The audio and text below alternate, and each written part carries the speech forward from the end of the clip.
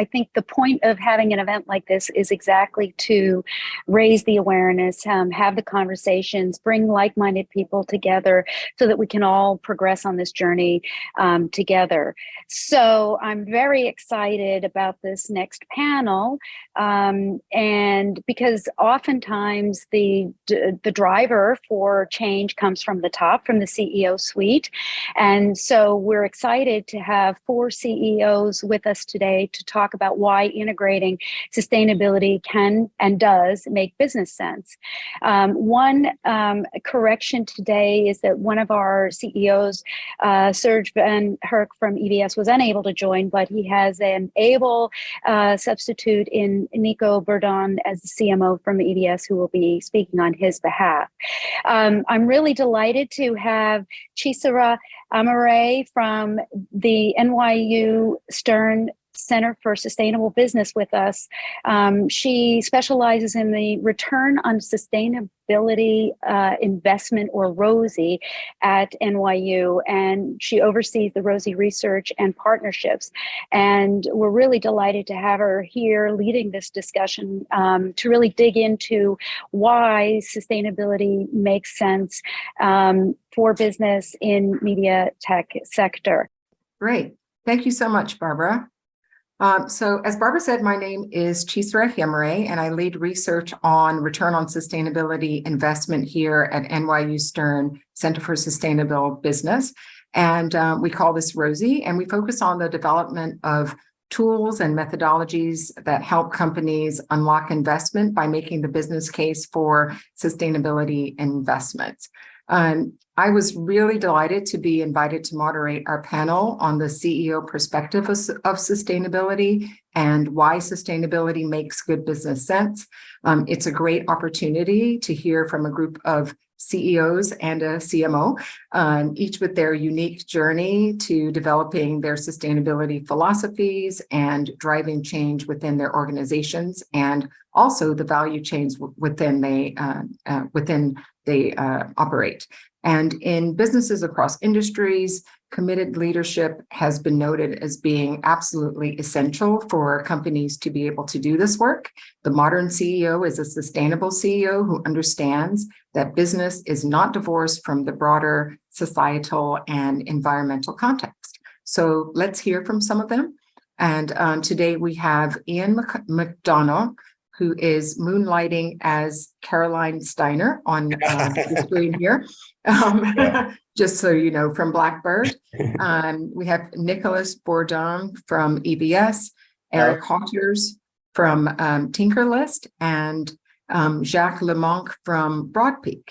And so I thought to get things kicked off, we could have each of you introduce yourselves, your company, and what philosophically drove your initial focus on sustainability. And I guess I'll just start with Jacques, who's next to me on the screen.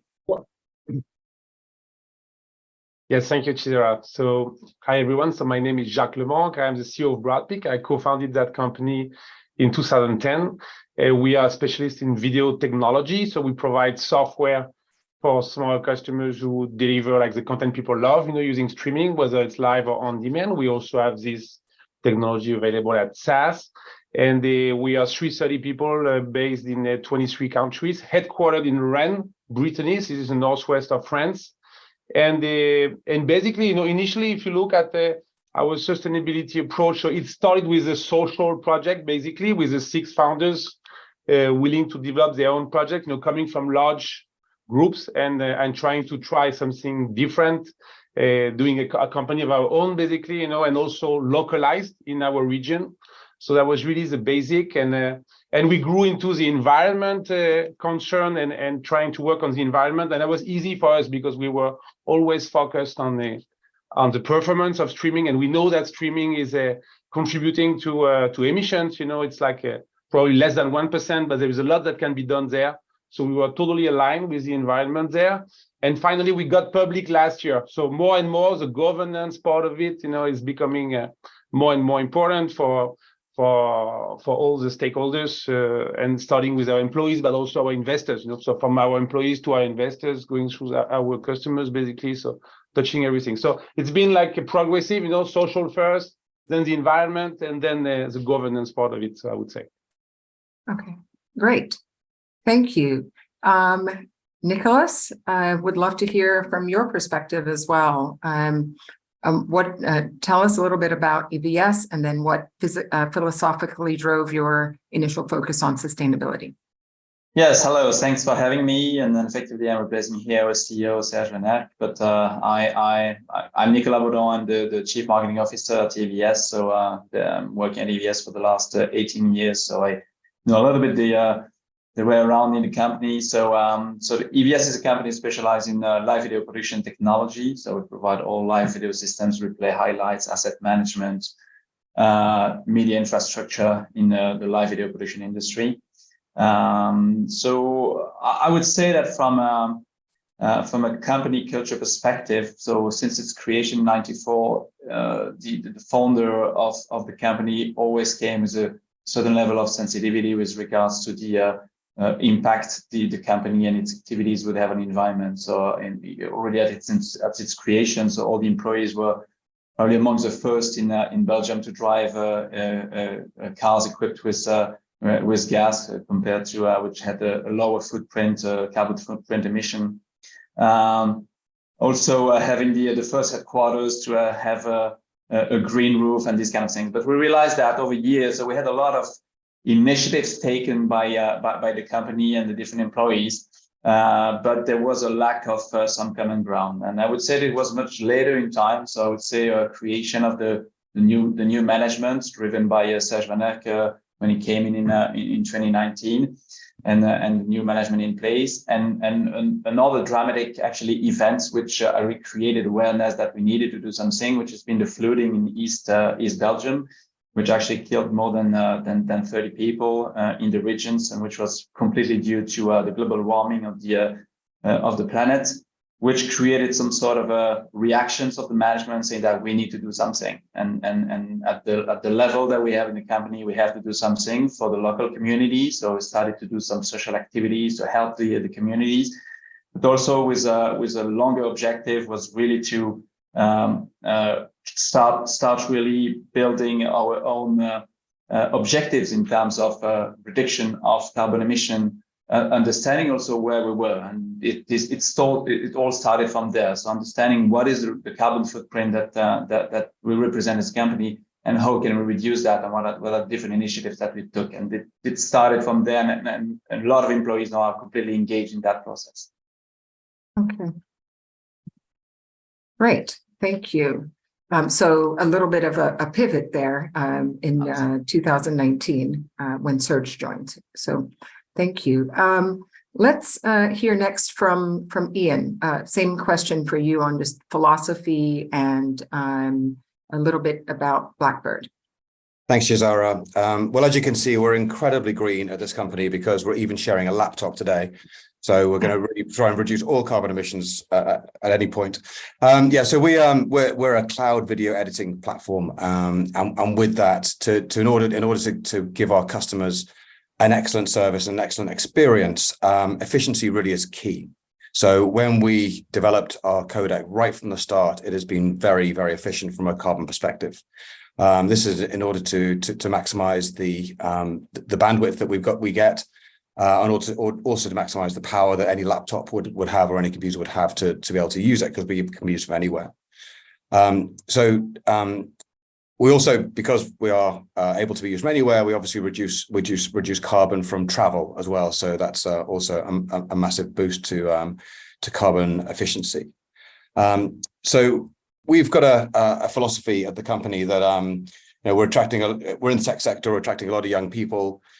We've got a fast growing development team. In order to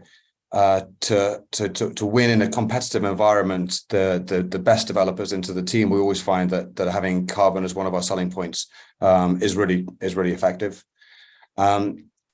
We sell into some of the biggest sporting events in the world as well. So We're obviously bringing down the carbon footprint of those events as a byproduct. We have been approved by the Albert system. So we're on the approved list of Albert Green Technologies. And as a listed company in the UK, we're also being given the LSE, the London Stock Exchange Green Economy Mark, which only 3% of the exchange actually have, because more than 50% of our turnover, more than 50% of our business comes from carbon efficient technology. Great, thank you. And then Eric, would love to hear more about Tinkerlist and your philosophy for sustainability. All right, thank you, Chisara. I'm Eric, the CEO of Tinkerlist. So Tinkerlist is a Belgian scale-up. We are in Leuven, an old brewery of Stella, so lots of beer here. So our product is called Q's. It's an online script and rundown with automation for live shows mostly. So this means that people can work together on shows remotely and see real-time updates from anywhere. So the idea started actually from the pain that I experienced myself as a TV director. So, and my goal was always to stop the paper waste. So, because as you might know, printers often cause a lot of frustration during live shows, not only because they tend to fail 5 minutes before you go on air, but we also print like crazy creating these shows. We also saw that the market is moving towards remote production. Football matches are not directed anymore from venues these days, but more and more from a central point. And we saw that people needed a platform to stay all on the same page. And we also believe that the future of television production, of live production, is cloud-based. So therefore, we have built an infrastructure that auto scales to the usage of our customers. So if no one would be in our platform, then imagine nothing would be running. And so that was also very, very important to us. So not only for our wallets, but also for the environment. And our server provider, AWS, has more control over their environmental impacts, I believe, than a big old beat truck that you spin up beside a venue with generators powered by diesel and so on. So that's in a nutshell what Tinkerlist is about. Okay, great. Thank you all for giving that background.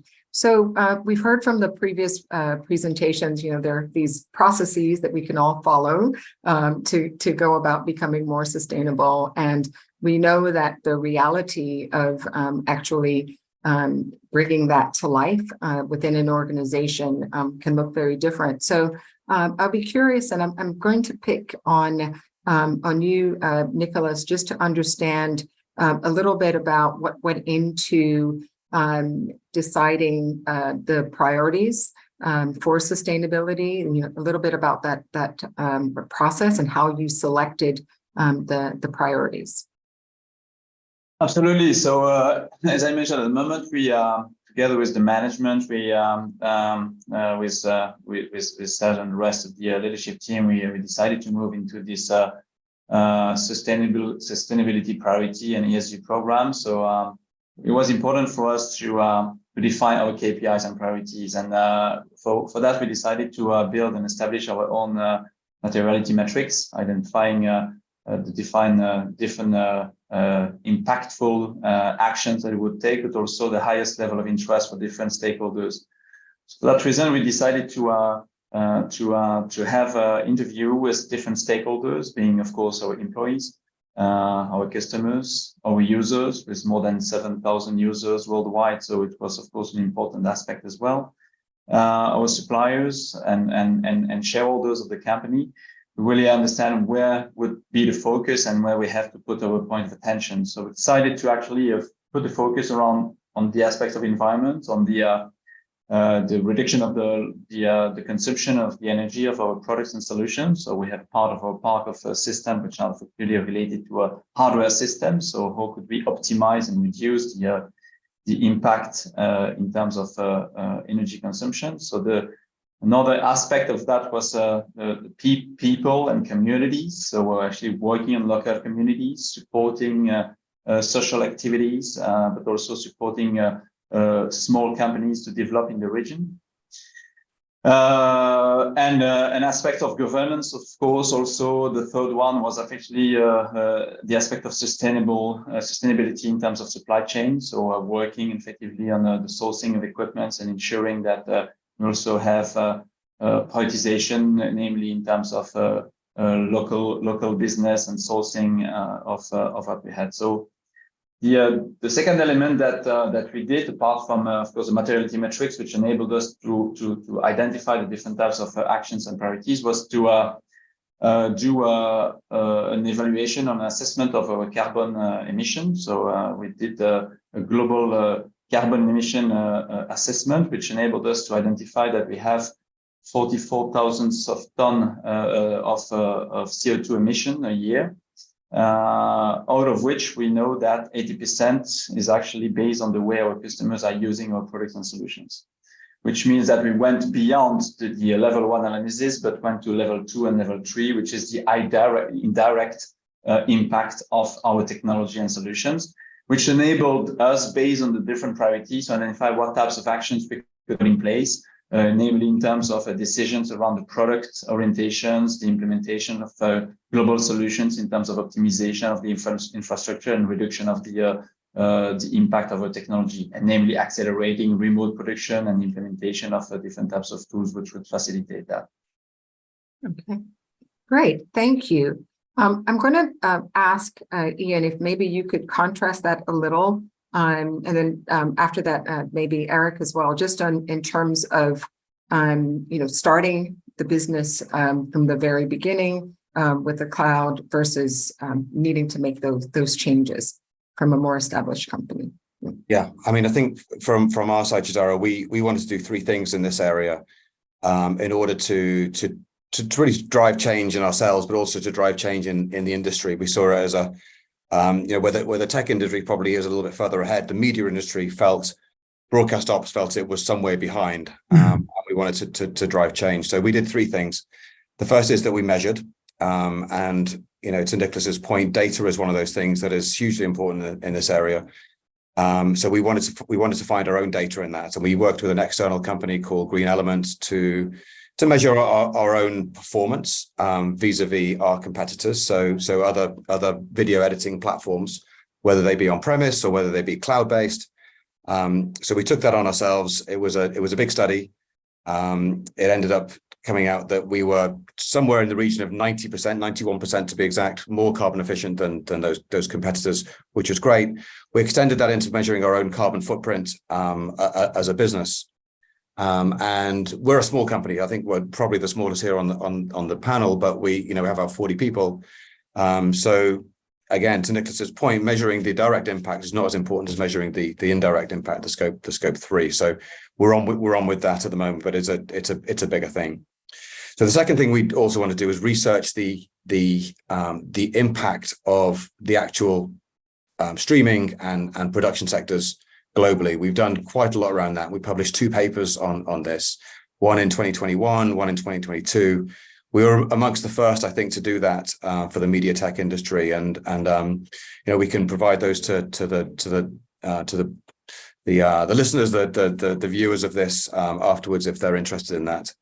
And then the third thing we really wanted to do was try and publicize that. Then again, we're not a big company. We punch above our weight in terms of getting the word out there. So to drive change, it was really about those three things, really about measurement, about research in the industry as a whole, and then getting that message publicized further. So yeah, that's been our road so far.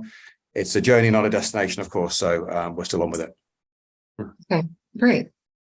Eric, anything you did maybe differently or that you would like to add?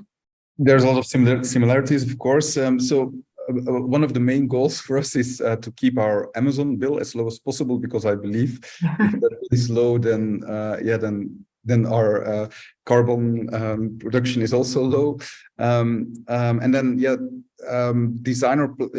we are often for us it's often about paperless, of course. So designing our platform and listen to the people so that we can design it so that they don't need to print. And for us, it's also a bit of a mentality. So we have the advantage that we started a bit before the pandemic, so when green was already a big thing. And yeah, we hired people that don't need to come to the office. That we don't oblige them to come to the office, so we don't give company cars, for example. So no Audis nor Teslas in our company. So you attract a different type of people that love to work from home. And we also choose the train over the airplane and these things, of course. But yeah, it's for us the moment we started, we could. We had the possibility to attract these types of people, and I can believe that for other companies there's a bit of more legacy, and it's harder maybe to change that mentality in a company. Thank you. Jacques, I'll switch to you. One, if there's anything maybe that you did differently, and then also starting to talk a bit about the value that's created by some of the initiatives that you have and any tracking mechanisms that you may be putting in place for those. Sure. So maybe like if I can comment on what was said previously, Sure. we are also coming back to what Ian was saying earlier, so we are in streaming. So today there are 200 million people who use our streaming technology on a daily basis. So when you're watching like a game from the Serie A, so it's our technology being used, or when you watch your favorite show, so it's the same. And we started by measuring it, what kind of emission, and we're talking about 250 megatons for streaming only. And when you look at it,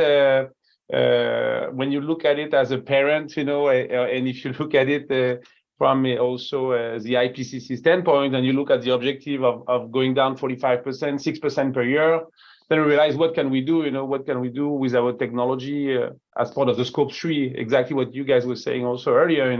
What can we do to help our customers reduce this emission? Because we made some calculation on our side. Also, we realize if we don't do anything, if we start doing streaming the same way, meaning like companies come with their caching system and they deploy it, then it's going to grow 83% if it keeps on going at that pace.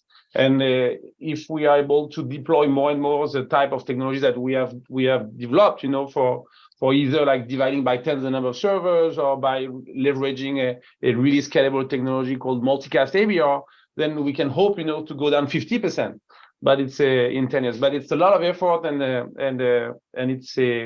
it's a true commitment in terms of the technology and everything. And coming back to your question about the value that it has generated, a lot of value for basically for our customers, because like Eric was saying also, you were talking about the bills. So if you don't have to deploy these 100 servers, you don't have to pay for them. You don't have to pay also for the energy, feeding them. This environment bills are huge, for the generations to come. But there are also daily bills today in terms of the energy that need to be reduced, especially with what happened, recently in Europe, and the cost rising through the roof. So we see a lot of value in becoming competitive, more and more competitive, basically. So that innovation, it allows us to go on to fast track project with our customers. So it makes us much more competitive. Of course, it makes a big difference today. Maybe it was not so important, like maybe 10 years ago. So in terms of growing the company, we're growing very fast. So it's probably a reason for that.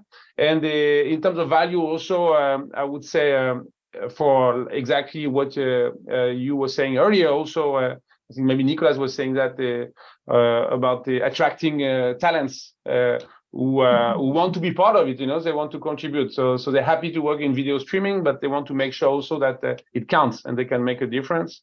And finally, for our investors, the same way our employees, they want to make a difference. Investors today want to make a difference also, so that when they invest in a fund, they want to make sure that that money is going to go into helping a company grow technologies that will be more sustainable, or help their customers be more sustainable. So lots of value already, and again, it's a good alignment where innovation, can be focused into reducing emissions. So pretty much it, yeah.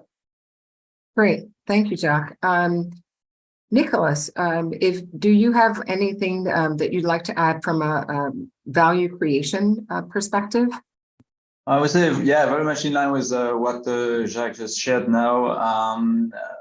I would add that one of the first elements that we notice in terms of value is that, yeah, creating the awareness amongst the different stakeholders was absolutely key. And actually, at the moment, we clearly communicated about our ESG program, our priorities in terms of materiality metrics, and we started to communicate also through thought leadership communication, similarly to what Ian was referring to.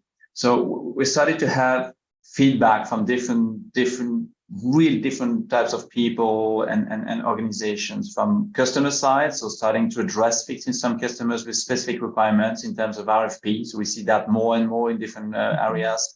So that was really business-wise really interesting.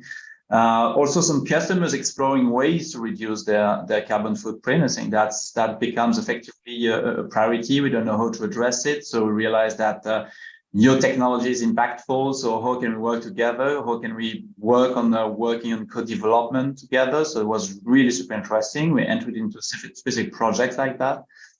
Of course, yeah, what Jacques mentioned about talent acquisitions, also talent retaining, so was really interesting. So first of all, effectively, we see that we know the time that we're living, attracting talent becomes really absolutely important in our regions. And effectively, we have seen that with the increase of people that were requiring, namely in research and development, we've been really addressing a lot of people, namely attracted by those arguments of EVS actually trying to really work on sustainable initiatives. Can I bring something to that? So I want to be part of it. So we have internal workshops, internal think tank sessions with our employees, and they really love that. And I think it was a really interesting element for us. So and obviously, yeah, I would say shareholders we're active on the stock exchange. So of course, it's something that is, of course, our shareholders are extremely sensible to.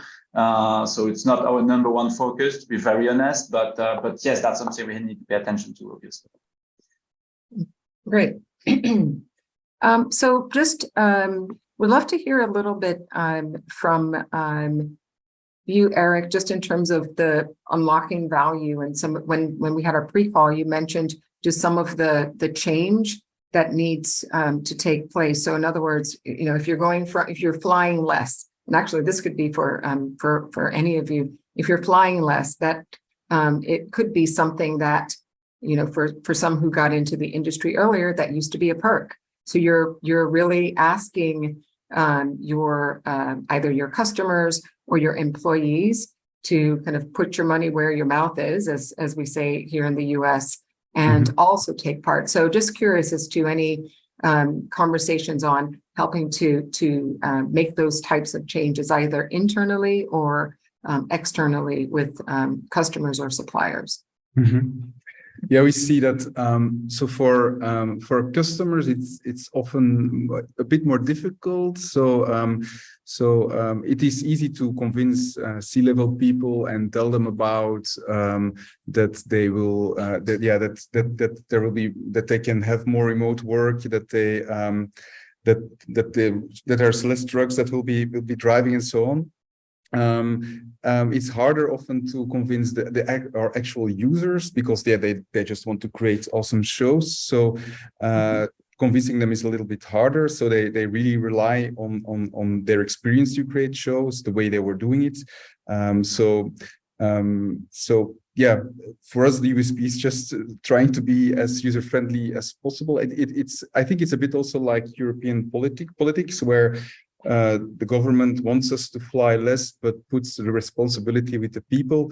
Whereas if they would not subsidize flights, we would fly less. In the same way, the change management needs to come from both directions. I think people wanting to be more sustainable, and management supporting and enforcing these ideas. And another thing, which was also very important yeah, for us is the pandemic. So before we needed to travel to customers, and we drove a lot with our car in the surrounding countries and so on. Calls were not so people were not so familiar to do calls, and then the pandemic hit, and where we could do one sales meeting before the pandemic, we could do 8 or more. So that so for us, maybe also for my colleagues here, that was also a positive thing. So yeah, I don't know whether that's an answer to your question, but Yeah. right. Oh, definitely. And then anything from the supplier side? Go ahead, Ian. I could just pick, there's some interesting points made there. I'd just like to pick up on one or two of them. I think you said, Chisara, that flying was seen as a perk, and therefore it's difficult to convince now the end user to not fly to these exotic locations. I mean, I think that working from home used to be seen as that as well, and actually now there's an awful lot now of balance that can be brought, to an individual's, work-life balance, etc., by having that opportunity to really work from anywhere, not just from home. And so I think that is, partly. I mean, one of the companies we work with indirectly is SailGP, which is filmed from, beautiful locations all around the world, but it's all been done remotely right from the start. And I think that's fantastic, because it means they can do more with an awful lot less carbon, but they can also do more with their time, outside of those events. And I think the other thing to bring into it was mentioned around cost savings. I think it was mentioned by Jacques at the beginning, is that, if you can save all this power and save all this bandwidth, then where the procurement teams really want to hear the benefits are, what's it going to save me on the bottom line? And I think you can drive that message home by saying that, by having a clear conscience around green technology, you can also drive big improvements to the bottom line. Okay. Great. I see some questions that are coming in through the chat, but I did have one last question that I'd love to hear. Maybe Jacques, you can address this just on the broader governance side of things, right? So we talked a little bit about suppliers, customers, internal value. What types of governance systems need to be in place to support all of this happening, the planning, resourcing for initiatives, really prioritizing sustainability and making sure it doesn't get lost in the day-to-day? Yes, that's a good point. Yeah, because there is a lot to do in any company in any size, from the beginning to like a more mature. But so what has helped us in our case actually is the fact that we became public. So we had actually to expand our board of directors and make sure that we have some independent, directors in it, because before we became public, basically, so the directors were not truly independent. They were either, like that, mainly shareholders, could have been customers or something like that. But having some independent directors and making sure that in your board you can have like some people who are like who can help with sustainability, it makes a difference. And we have 2 independent administrators, directors, I mean, and one of them just joined, so she's Inma Casero, so she's the number 2 in terms of HR at Capgemini, So and you can imagine, like, for a large company like Capgemini, it's very important also to have like to structure everything, and basically having a better governance, and it starts with the board of directors, helps us also be better in terms of defining our core beliefs, first, and then our commitment, and then our target. So actually, a few years back, we had a lot of good intentions, but we didn't really know where to start, So we would start doing this and that, but it was not. It was hard also to choose between one project and the other, So because to set up priorities and everything. So and thanks to this governance, basically, and to the way we organized. So we have a group. That group is dedicated. They were able to build on, to make sure that our core beliefs emerge, because they already exist, but you need to put them in words, of course. So core beliefs, then commitments, and then KPIs. And since we did that, so we're making much more progress, and we're also monitoring this progress. And as part of our governance, we need at least, in the board to make sure that we have one meeting every year, dedicated to this, only for that subject, so that it's important and it tracks it. So I don't know if it answers your question, Chidera, but no, definitely. of course, governance is very important next to social environment, but I feel like the governance part is helping us also with the two others, like making sure we make progress, and we reverse also, from we were doing KPIs and trying to justify them, and now we putting it on the right side, with core beliefs, commitments, and KPIs. Yeah. Great. So we have some questions coming in. I'm just trying to see where they start up here. Maybe one for Nicholas, and I'll just start since this one is right here. Barbara, do you want us to go? Sure. Go. Yeah, I think in the next 10 minutes, and then I think we can wrap it up. That would be great. Go ahead. So for Nicholas, clearly there are stages of manufacturing that you have a lot of control over, such as efficiencies in your factory manufacturing process, product design, etc. But what level of control can you exercise over your supply chain and the efficiencies of the companies manufacturing your chips? I will add to that the social side, so workers and others. So yeah, love to hear from you. Yeah, that's a super interesting question, and effectively, so we decided to put in place a dedicated team working specifically on the supply chain topic and identification of the sourcing of equipment. So we systematically have an analysis of the different partners sourcing us with different types of equipments, chipsets, and so on. So of course, that was namely part and put in place in facing the shortage we've been facing in terms of supply chain, but also we decided to, as part of the ESG program that we put in place, we decided to effectively add a dimension in terms of social impact, but also environmental impact of the sourcing, which enabled us effectively to put some sort of a ranking for all the suppliers that we are working on, and enabled us to effectively make some selections. And effectively, over the last 6 months, we've been able effectively to identify and to change priorities in terms of the selections of suppliers when it comes to effectively hardware equipments. So that being said, of course, equipments of hardware is one point. Of course, we also evolving our product and solution portfolio, accelerating also the impact of our software equipment and cloud-based solutions, which is of course another way for us to react and accelerate the reduction of our carbon footprint and impact in terms of per consumption for our customers. So these are the two angles that we're trading in terms of looking at the sourcing of equipment, but also reducing the impact that we have. Great, thank you. Right, let me know who would like to take this one. Can you elaborate on any specific instances of how you managed conflicting goals, where a critical ESG initiative that is key to your stakeholders is directly conflicting with your business priorities? And how do you address that with employees and investors, etc.? That's a nice, juicy question. Who wants to take that? I can try. Sure. I can try and take it. Yeah. So it started with that objective, of making sure we can, as part of the scope 3, of course, help our customers reduce the consumption, and so we worked as part of the group. We have like a steering committee in-house. That steering committee will gather like once or twice a month. We track that, so we tracked that target of reducing, of course, the consumption, and we connected with the innovation team on our side, working with Intel, trying to make sure that we can deliver more and more with one single server, and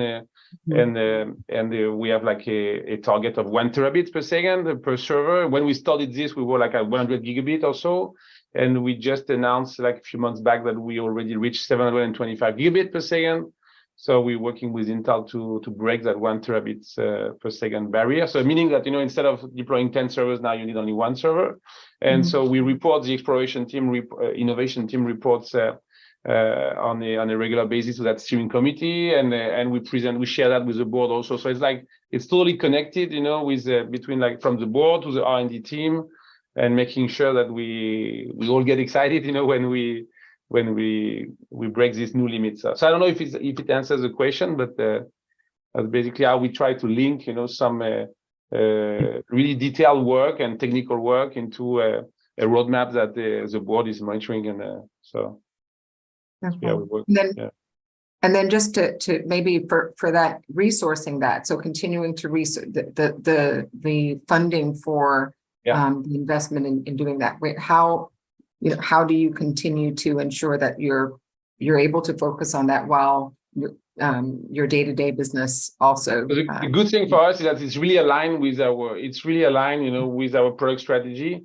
Meaning that anything we can do to, increase the density is, of course, it means less equipment to buy, less footprint and everything. So it's totally aligned. And if you look at, we have 330 people in the team. Half of them are in R&D, so we have a huge investment in R&D, and we make sure that this is, I would say that most of our projects, maybe 60% of our projects are on the pumps, on the performance, on the multicast ABR, so 60% of our investment is into this, so, and it's totally aligned in that sense. So we chose basically a density and performance features rather than other type of features, so really made that decision. So yeah. Okay, great, thank you. Another question here is just around hybrid working teams based in different countries. Are there examples that anyone would like to share that have been successful or even challenging?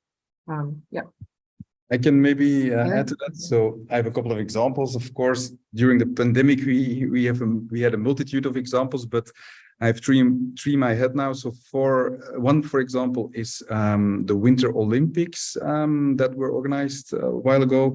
We had a customer that was doing the reportages and the evaluations live. So they did all of that from their gallery in London, and they were on the same page with a smaller team that they send out to Beijing. So otherwise they would have needed to fly 50 people to Beijing. So that of course has a huge impact. Not having to do that, for me it's always related to budget. So it's not that if you want to be more sustainable, it's mostly, in most of the cases, it's also cheaper, I believe. But the Tour de France. So there's a couple of teams that travel along with the Tour de France, and they make shows from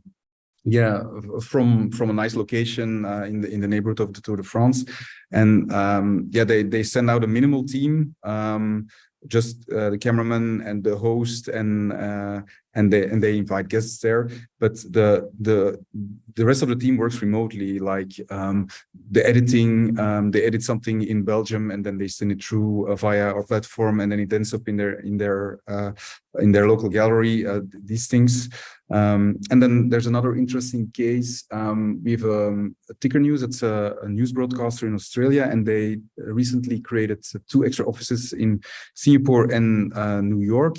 And they just keep operating from that one location. They only have one host in these locations, and by connecting them via a rundown and our automation, they are able to create very nice-looking news shows. With a central gallery with only one person in that location being the host. Great. Thank you for that. So I know, Ian, you're going to need to leave us. Maybe one last question, if you have 1 second. How do you see your journey progressing, and how would you engage others to join you before you drop? I think it's we mentioned before about data. I think it's really about making sure that you're doing everything you can to measure that data, and then to share that data so that everyone can kind of get on the same page and get a better picture. I think to Jacques' point as well, it's really about making sure that any conflicts that occur around workflow that need to be addressed can be addressed through innovation. And if you can continue to innovate with the philosophy of making sure that it is of efficiency and carbon efficient, that's a massive step forward. And then I think the final point to make is really about working with like-minded companies. So if we can work with like-minded companies, for instance, we work closely with EVS on a product, but other companies in the space that have the same philosophy, then we can create a movement and create serious change. Because as Karen mentioned in the previous session, change is coming, but it doesn't come on its own. It needs to be given a real hard push. So yeah, we're there to do that as much as we can. Great, thank you. And then I will close by asking the others as well for your perspectives on how the journey will progress and how you seek to engage others to join you. And I'll go to Nicholas, since you were mentioned. Yes, I think we've, as I said, so we started first by defining priorities, defining KPIs, fixing the different initiatives. Now we have multiple programs internally. We have like 6 different working groups working on different categories of initiatives. We're working with effectively agencies like EcoVadis, tracking effectively our level of sustainability and evolution, and we see that we go we evolve from year to year positively. So we have our annual reporting on the different initiatives and activities and evolutions and impact in terms of sustainability of our activities. We start effectively evolving also in terms of product, as I mentioned, so putting in place tools that facilitates the monitoring in terms of power consumptions, visibility and tracking. And we start with also initiatives in terms of operations to educate our customers in the way to use and consume our products. So this is, of course, another element that was part of it. So as mentioned earlier, so all aspects of remote operations has been, of course, accelerated with the aspects of the pandemic, which progressively becomes norm in the industry. So more and more of our customers and users are using our products and solutions in a full remote environment. So of course, we have also dedicated team working in educating and training our customers to work in those kind of environments. So it means that progressively there is an evolution in the global offering of the company from product and solutions to services and accompanying our customers in this transformation. So we would like to say that we are a little bit like a transforming partner. So our customers have challenges, but also they're looking for effectively reducing the impact and reducing the consumption invoices in terms of electricity, and we have to help them in evolving the way they work. So we also put in place advisory boards. So we have external experts from the industry, and then we exchange with them twice a year on different types of initiatives that we take, namely on the ESG program. So many things ongoing, and then we see that we really turn progressively from being like reactive towards the ESG regulations that we see, namely in Europe, turning that into really a proactive actions and putting that as a strength in our value proposition. And this is really the directions that we're taking, and I'm very happy with that. Great, thank you. We'll go with Eric, maybe, and then Jacques to close. All right, yeah. For me, it comes a bit to 3 things. So I would say, make use of cloud services, so you only pay for what you use. Keep your Amazon bill as low as possible. That's as I mentioned earlier. That's because that relates immediately to your carbon footprint. And for us, invest in the type of people you want to hire. So people that have that new mentality, stimulate remote work, so people can work from wherever they want. So for me, that are the takeaways, that's the strategy, I think, to be sustainable within our company. Okay. Thank you. Jacques? So coming back to what was said earlier, it's maybe come back to what Nicolas was saying. We have a roadmap, and we have EcoVadis helping us, make sure that we progressively become more and more competitive there, and we become better. But what is our main focus right now is working with our customers and partners to measure, to exactly measure what is the exact consumption and and how we can reduce it and measuring our progress. Because again, as a company, we need to improve this. But as a parent, also, it becomes even more urgent because we really need to make sure that we keep this temperature down, and or we keep it, at 1.5 instead of 2. And we know it's going to be very challenging, so in the coming years.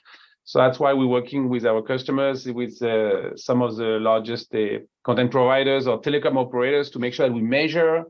We work on this fast track project. We measure, we look at what we've done, and we go to next. So we go to the next improvement and really try to measure our progress. Because if not, the time is flying. So really, there is an urgency for this. So really focus on that. Yeah. Great.